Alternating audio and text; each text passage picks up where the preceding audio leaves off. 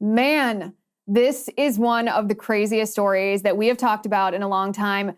This guy, and I'm not even talking about Hunter Biden. We'll talk about Hunter Biden later in the show. He's a loser. There are some things I have to say about Hunter Biden.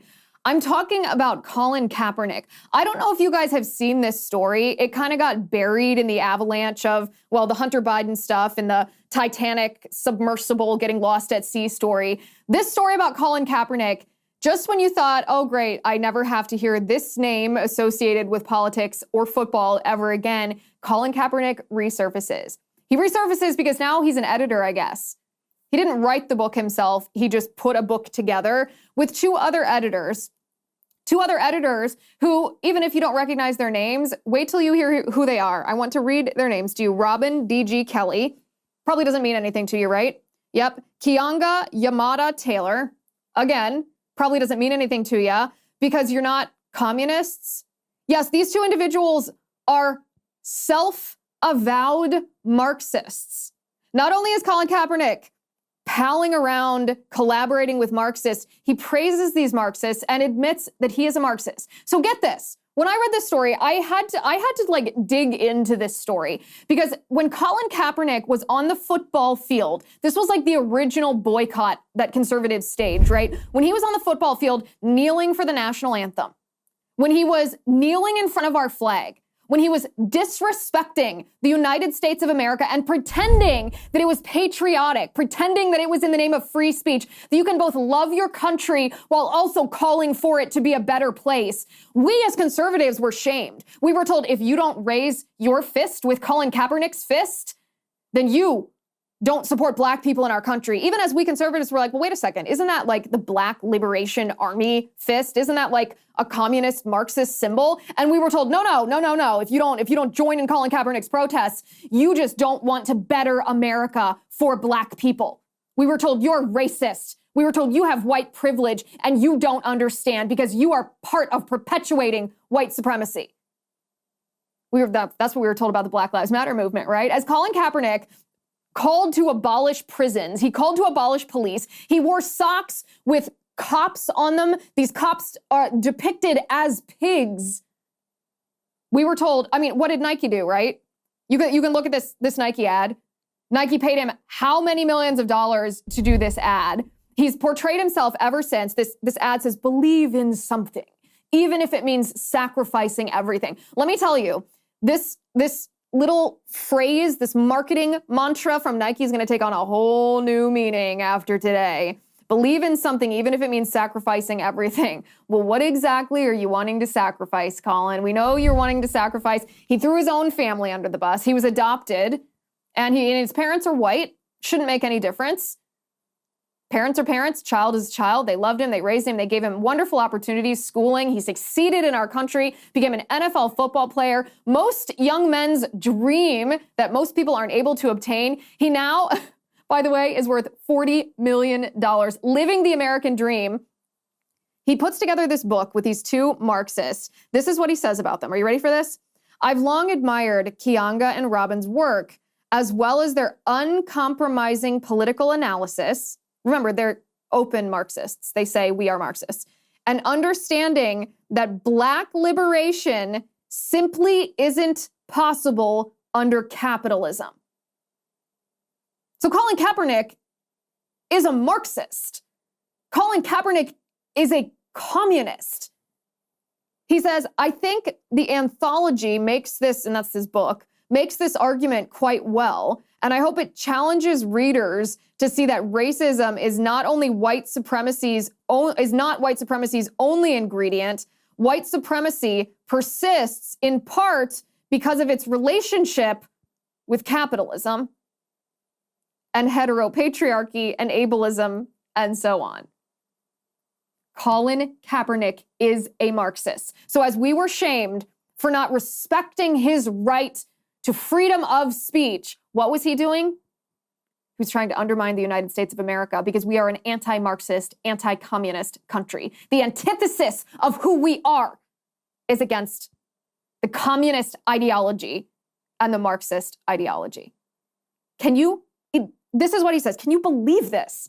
He goes on to say, the evolution of my political thinking comes from a combination of elevating my own political education by reading the works of Black radical thinkers and being in conversation with Black radical organizers. That, my friends, is the language of Marxism. And then he uses a term that I think you'll be very, very familiar with. And we're going to get to that in just a second. But first, I want to talk to you about bank on yourself. Let me ask you this question. Do you really control your own retirement money? If you've got a 401k or an IRA or a similar retirement plan, the government actually controls it. They decide how much you can borrow and when you must pay it back, and you'll owe taxes and penalties if you take your money out too soon or if you wait too long, even though it's your money. And thanks to our skyrocketing national debt and a Congress that continues to spend like a drunken sailor, who knows how much you'll have to pay in taxes during a retirement that, could last 30 years? Let me tell you, bank on yourself is a better way to grow and protect your hard-earned money. This retirement plan alternative has never had a losing year in over 160 years. You are in control. You get access to your money for any purpose with no questions asked and without government penalties or restrictions on how much income you can take or when you can take it. Try doing that with a 401k or IRA. You can't. Let me tell you, bank on yourself is just a better way. Now you can get a free report with all the details on how the bank on yourself strategy adds guarantees, predictability, tax savings, and control to your financial plan. Just go to bankonyourself.com/Liz. That's bankonyourself.com/Liz. So then the Marxist, Colin Kaepernick, goes on to say, Black history, and more generally, a critical engagement with U.S. history threatens the white supremacist status quo. So you know what word in that sentence just was like a flashing red warning light to me? When he said a critical engagement, what is he talking about when he says a critical engagement? When we see the word critical used by radical leftists who are palling around and with Marxists and espousing Marxism, we know immediately that this comes from critical theory. This is a looking at the United States through the lens of critical theory. And what is critical theory but a Marxist theory? Colin Kaepernick is espousing Marxist ideology after we were shamed for not supporting him. If we did not also disrespect the flag of the United States of America, then we did not like Black people. All along, Colin Kaepernick was this closet Marxist. And by the way, guess who's featured in his book? Angela Davis, a self-avowed open communist. Featured in his book. And by the way, as Colin Kaepernick is trying to dismantle our capitalist system, he said, because Black liberation is not possible in a capitalist system, and a capitalist system is nothing but a white supremacist status quo. Guess how much money Colin Kaepernick has? $40 million. And this, for anyone interested, is the $5 million mansion that Colin Kaepernick lives in. Take a look at that. Look at that. Whoa.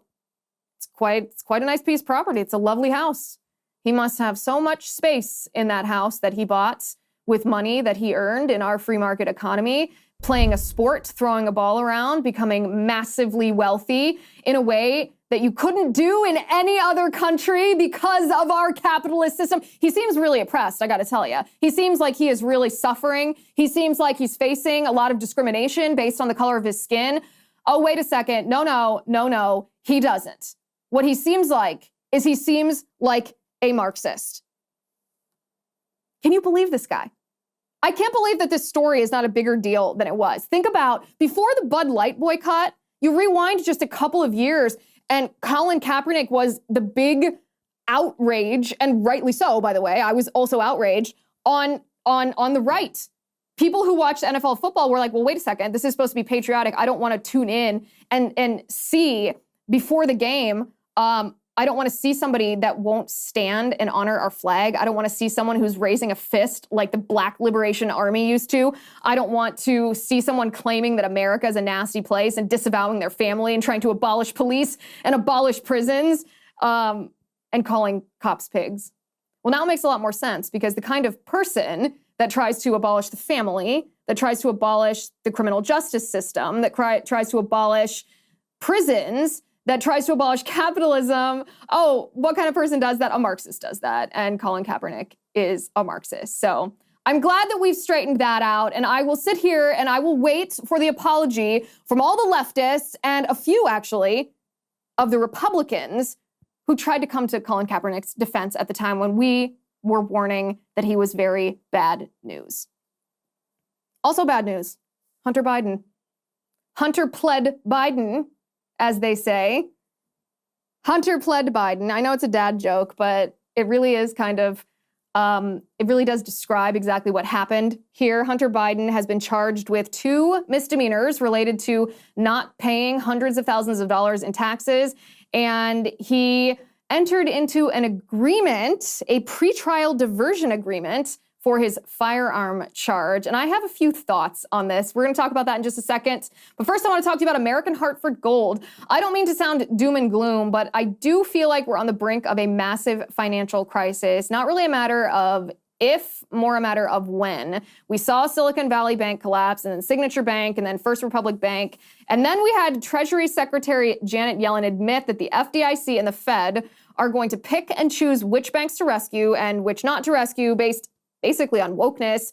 My question is our money really safe in the system? And I'll be honest and tell you, I don't feel confident that it is. That's why I highly recommend you do what I did. Call the only precious metals dealer I trust, American Hartford Gold. They make it simple and easy to protect your savings and retirement accounts with physical gold and silver. With one short phone call, they can have physical gold and silver delivered right to your door or inside your IRA or 401k. If you call them right now, they will give you up to $1,500 of free silver on your first order. So don't wait. Call them now. Call 866-781-7499. That's 866-781-7499. Or text Liz to 65532. Again, the phone number is 866-781-7499. Or if you prefer text messaging, then text Liz, L-I-Z, to 65532. So Hunter Biden has been charged with 2 misdemeanors related to his taxes. He did not pay. He owed about $100,000 in taxes in 2017 that he did not pay. He owed about $100,000 in taxes again, an additional $100,000 in taxes in 2018. He did not pay that as well. So he pled guilty to both of those misdemeanor charges, which seems like not that big of a deal. I mean, he committed a crime. When I say not that big of a deal, it seems like not that big of a charge. What he did does seem like a pretty big deal. But what's worse in this announcement from the Department of Justice is that Hunter Biden, who illegally possessed a firearm, right? He had misrepresented himself and his drug usage on the application. He had illegal possession of a firearm. He's not going to go to jail for this. He's entered into a pretrial diversion agreement, which will most likely mean that he will never set foot in jail or prison for even a day. So something smells a little fishy when it comes to the Hunter Biden, I don't even know what to call it here. I mean, it's hardly charges. He pled guilty to 2 misdemeanors. Whoopee. The guy sold access to foreign nations when his father was president or was vice president and probably president. He's endangered national security. There's who knows what kind of crimes on his laptop, and he gets 2 misdemeanor charges for tax evasion. I mean, this is pretty obvious that the Department of Justice is simply trying to say, oh, look, there is equal justice. Nobody's above the law. Really? Nobody's above the law? Then how come Hunter Biden is getting off easy? Could it be that his last name is Biden? Under this pre-trial diversion agreement, Hunter Biden is still allowed to buy a gun. He could walk into a gun store and purchase a firearm legally because it doesn't prohibit him. He doesn't have to say that he's ever been a prohibited person if he completes this pre-trial diversion program. How about that? Yes. It's a double standard of justice. It is. And we can sit here and we can be outraged about it, and we should, because it's awful, it's egregious, it's Banana Republic stuff, it's unfair, it's unjust. The way that they're going after Trump and not going after the Bidens, the way that they're going after Trump and not going after the Clintons, the way that they're going after parents who oppose critical race theory and queer theory in their children's schools and not going after the Antifa and the Black Lives Matter thugs that literally firebombed police. Yes, it's unfair. That's not really what we're here to establish today, though. The question today is, what are elected Republicans going to do about it? Are we going to tweet about it? Are we going to sit here and talk about the hypocrisy of the thing? Or are elected Republicans going to take action? They have oversight, authority of the Department of Justice. Use it. Use your authority. Otherwise, what are you there for? What are you doing? We don't care about your opinions. We certainly don't care about your tweets. Do your job. Hold the executive branch accountable for wrongdoings it commits. That's your responsibility. It's your duty. And yet here Republicans are, yet again, time after time after time, when Democrats abuse their power, Democrats abuse their people, Democrats weaponize the government. Republicans complain about it. Sometimes they'll even hold a hearing. But what do they ultimately do? Nothing. Who faces accountability? Nobody. What ultimately happens? The Democrats are emboldened, and they do it again and again and again. So spare me the double standard of justice. Spare me we have two tiers, one for the elected officials and one for the sorry people. Yes, we do. And there are people in government right now who can do something about it, and they're not. And I feel more indignant towards the people in government who can do something to stop the injustice than I do towards the people who are inflicting the injustice. A couple of points about the level of corruption in the Department of Justice, in case any congressional Republican is watching, just in case they need a little bit of information to light a fire under their tail. This is courtesy, actually, Jenna Ellis dug this up. Kudos to her. Dug this up from the Department of Justice website.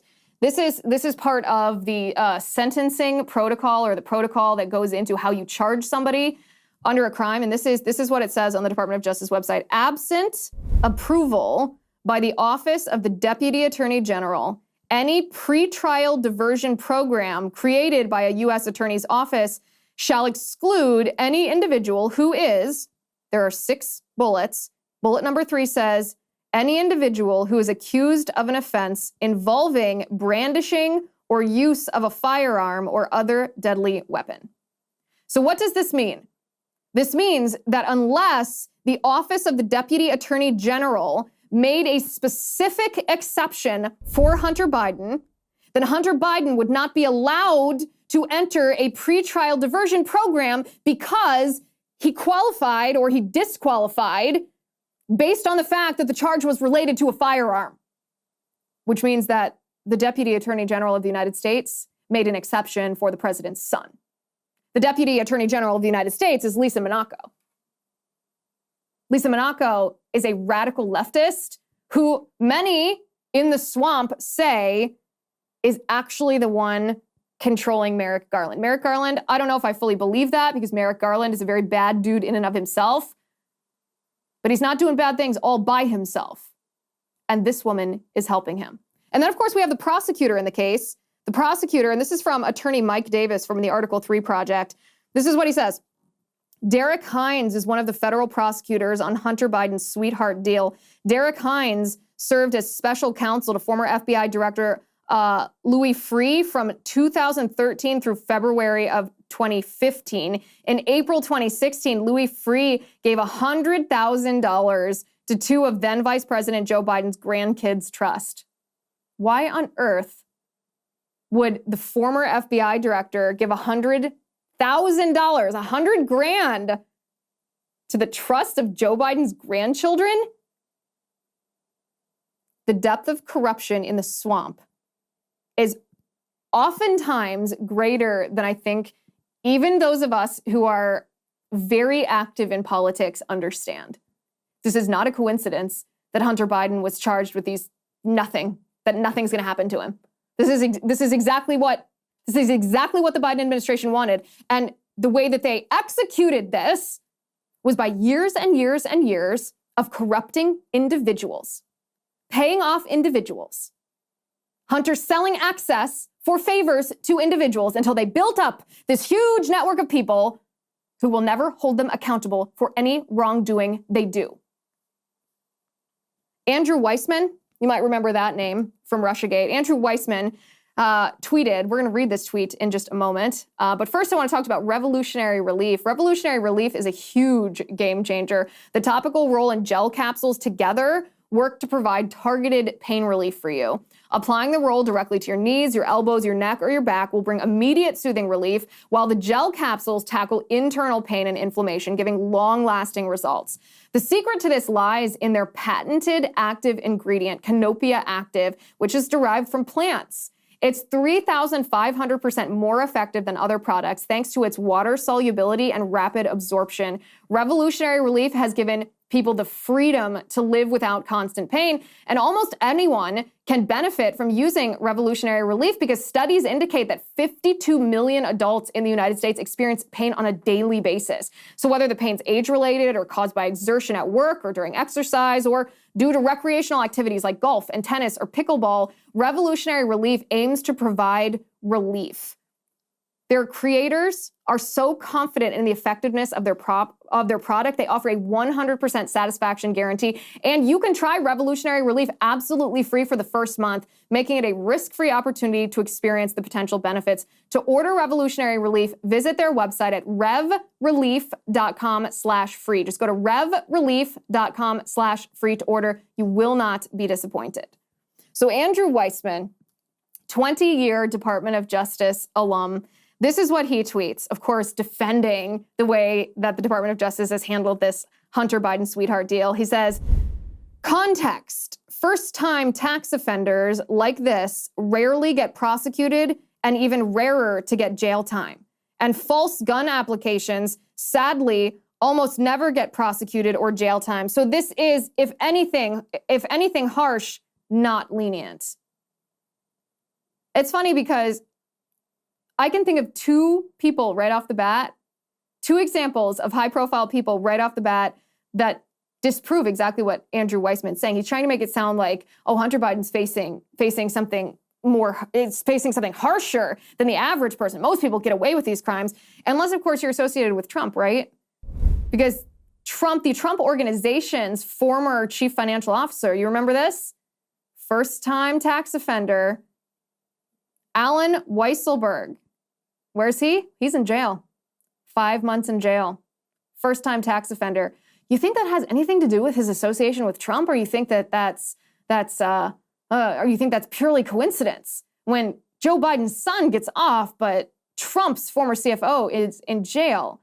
That seems a little contradictory to me. And then, of course, we have rapper Kodak Black. Kodak Black's lawyer actually posted on, you can see this on the screen right now, posted on Instagram, and let me read you what he says. He posts a picture of two headlines that says, rapper Kodak Black gets over 3 years in prison in weapons case, and this is what his caption is. He says, 2 tiers of justice. Kodak was charged for the same crime and got over 3 years. Mr. Biden will not serve a day. Feels right? The FBI agents and federal authorities take cases personally. I'm going to discuss this on my subscriber page, he said. Oftentimes these people, according to Andrew Weissman, a career swamp rat at the DOJ, says they don't get punished. That doesn't seem to be the case. In fact, statistically, 94.2% of federal firearms convictions in 2022 involved some prison time. The median sentence was 39 months. That's as reported by the Federalist. There are 2 tiers of justice, and we can get outraged about it. If only we had elected representatives that we sent to Washington, D.C. with the capacity and the authority to hold the executive branch accountable. Oh, wait, we do have that. And now it's our responsibility to ask them, what are you doing to stop this?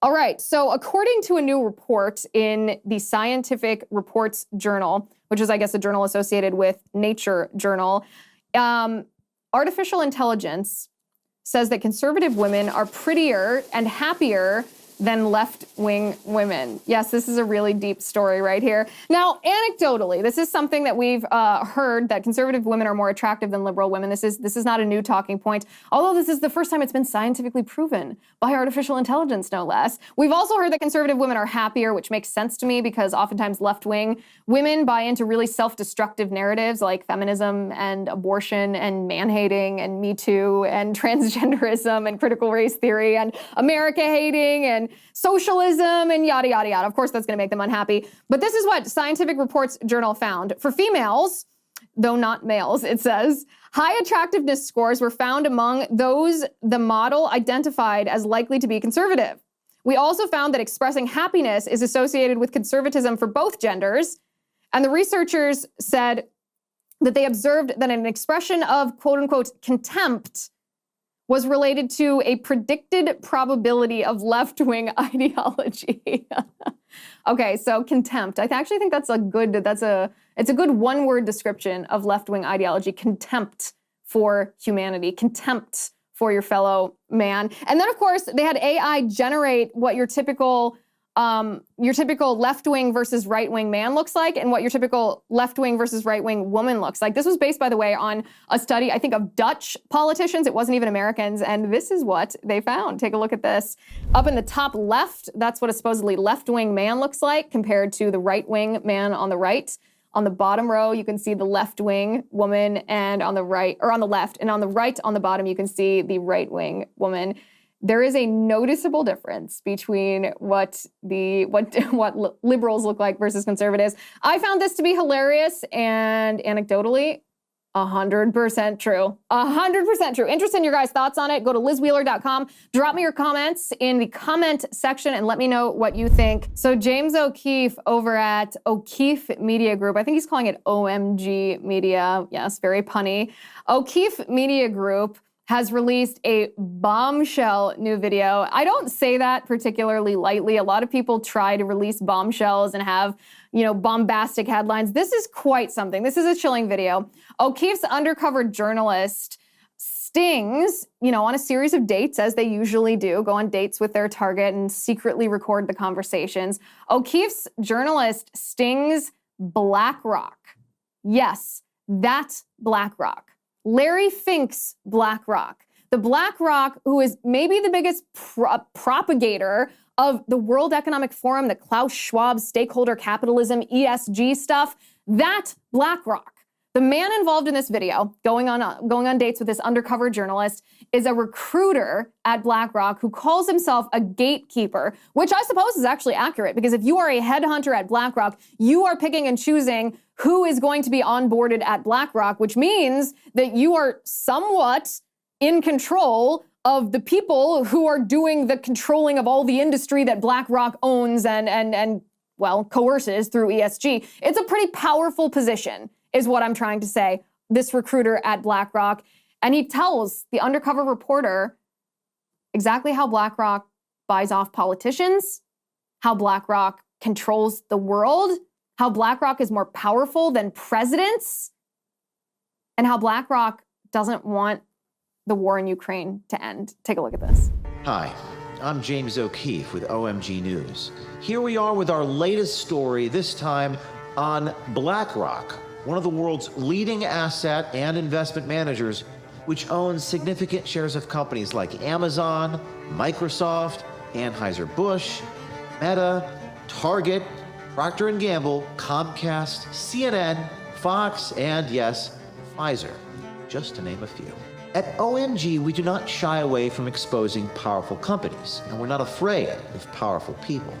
So we decided to take a look for ourselves at the influence BlackRock has on our politics and the influence they have on our culture. So to do that, what better place to start a hidden camera investigation than into a self-described gatekeeper at BlackRock? You're kind of like a f***ing gatekeeper at Blackrock.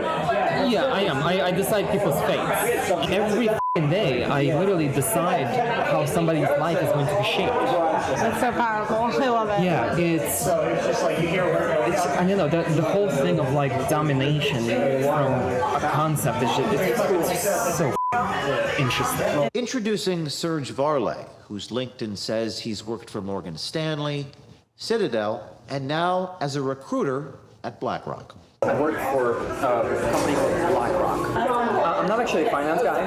I know what happens because I'm recruiting people who do these things. Mm-hmm. I'm the person who headhunts people from other firms. So I would approach you and like, hey, this is a good reason why you should come work for us. Serge tells us who really runs the world, how they do it, and just how much it costs to buy people. Like politicians. Let me tell you, it's not through who's the president. It's who's controlling the wallet.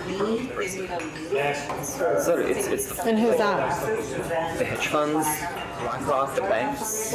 These guys run it. Campaign financing.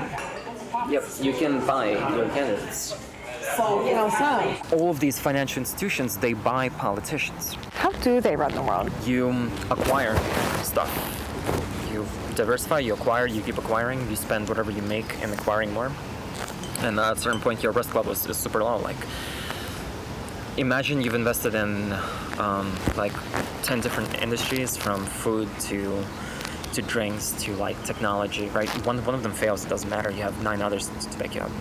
Risk management is inherently in just about everything, and in the finance space, it's all about it's all about the money you make. You don't let it sit. You keep using it over and over, and Reinvest. And it exponential growth. And then once you just own a little bit of everything, is that where the control? Yeah, you own a little bit of everything, and that little bit of everything gives you so much money on a yearly basis that you can take this big ton of money. And then you can start to buy people. Obviously, we have the system in place. First, there's the senators, and these guys are cheap. You got 10 grand, you can buy a senator. It doesn't matter who wins.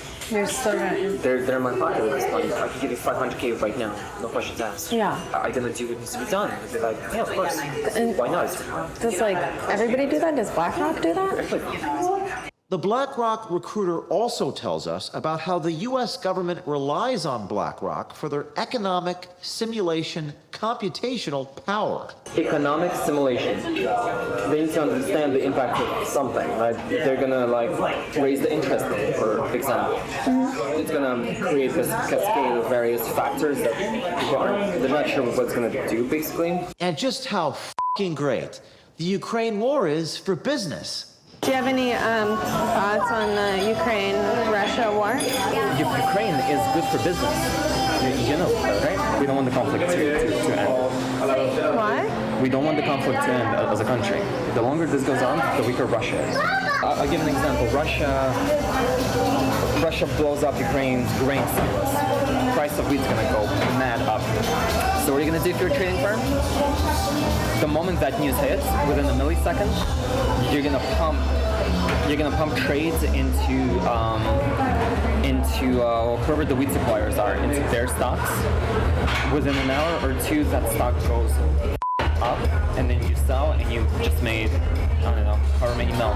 Why would a news channel promote a side in war? Because it's also good for business too. I mean, what's news? News, right? What does news feed on? They feed on strategy, they feed on up events. That's what people like to watch. So when it happens, it's good business. More viewers. When nothing's happening, watches news. I don't watch news. They're all pushing like the same talking point. Like you generally, when you look at news, like it's propaganda. Ukrainian economy is tied very largely to the wheat market, global wheat market. This is fantastic if you're trading. Volatility creates opportunity to make profit. War is real good for business. It's exciting when goes wrong, right? Serge also speaks on BlackRock-influenced news and even gave our journalists some tips. based on everything we know now, when they say to sell, does that mean we should buy? Sell, yeah. It's like, Jim Cramer? If you do exactly the opposite of what he's advising, you actually make money. Huh? Yeah. It's called the inverse Cramer. They don't want to be in the news. They don't want people to talk about them. They don't want to be anywhere on the radar. Why not? I don't know, but I suspect it's probably because it's easier to do things when people aren't thinking about it. And when Serge was asked about insider trading and if Larry Fink recently sold $100 million in BlackRock shares, here is what he said. Larry Fink recently sold $100 million worth of BlackRock. Oh, wow. Damn, Larry, that's not a good sign. The people who trade and make money, they do this the moment the information is out. And that info is typically typically disseminated at private levels first before it hits the mainstream. If you want to invest smart, there's a tracker that tracks all politicians and where they have their stocks. Preemptively, if we think the stock price is going to tank, we're going to sell so that we sell it high, it tanks, and we buy back. And we didn't make, but we preserved a few mil. But perhaps the most remarkable and profound comment by the BlackRock recruiter is the suggestion that nobody is going to care about what he is saying here or confessing here. Because as he says, quote, normal people don't give a shit. You're like an undercover reporter. Really? No, don't normal people worry about this stuff? No, normal people don't give a shit. This is beyond them. That these types of questions my reporter asked are beyond all of you. The answer is something that you, the people, the consumers, the shareholders, couldn't possibly understand. Well, first of all, I hope James O'Keefe has security because BlackRock doesn't like being messed with.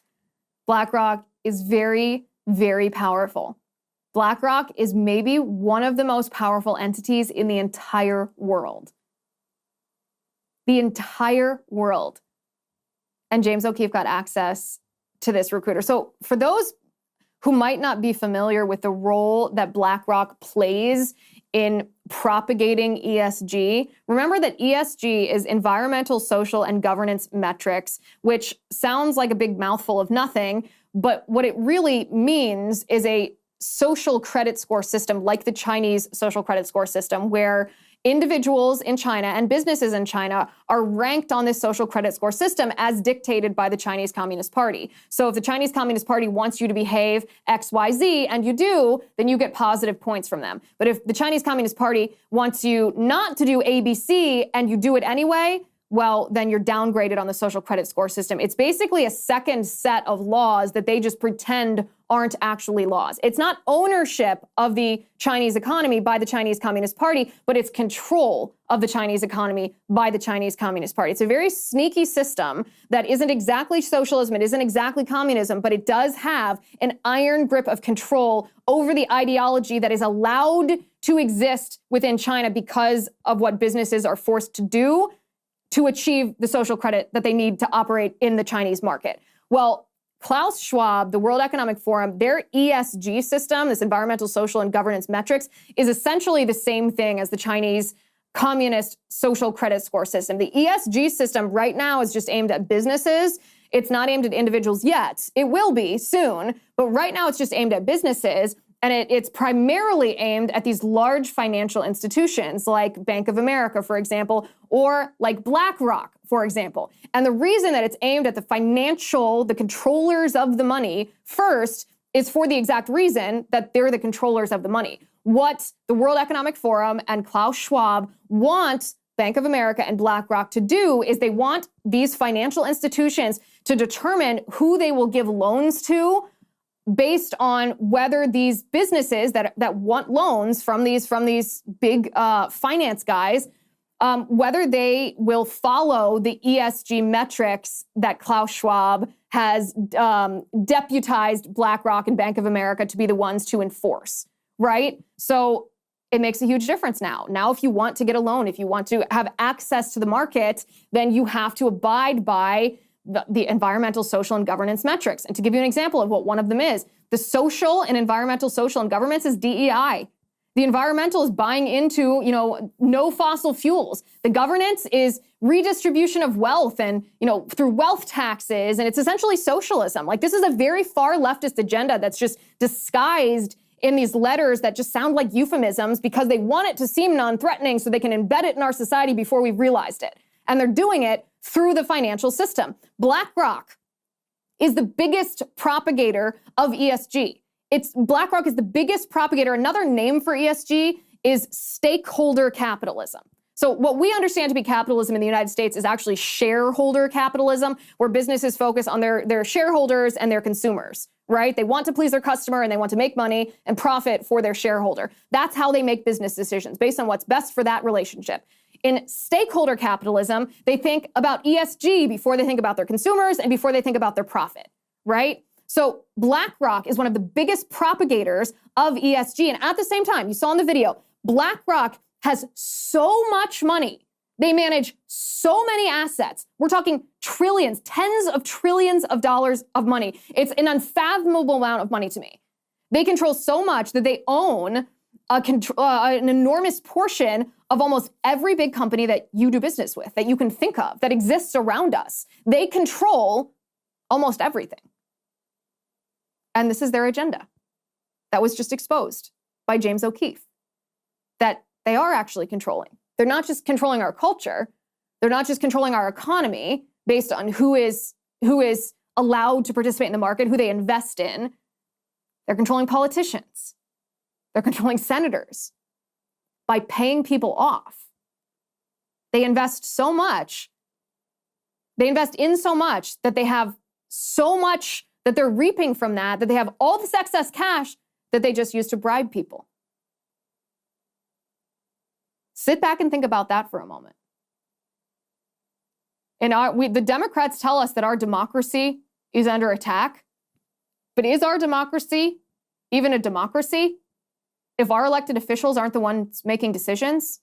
If they're bought off by firms like BlackRock, who are serving an agenda, a globalist agenda, similar to the Chinese Communist Party agenda? This is scary stuff. And nobody is exposing it, except it's the first time we've gotten a peek inside BlackRock thanks to James O'Keefe. Again, I hope James has security, and we'll have to wait to see when James himself confronts this BlackRock recruiter next. If you haven't already signed up for my brand new email newsletter, please go over to lizwheeler.com/email and sign up. I think you'll like it. Thank you for watching today. Thank you for listening. I'm Liz Wheeler. This is The Liz Wheeler Show.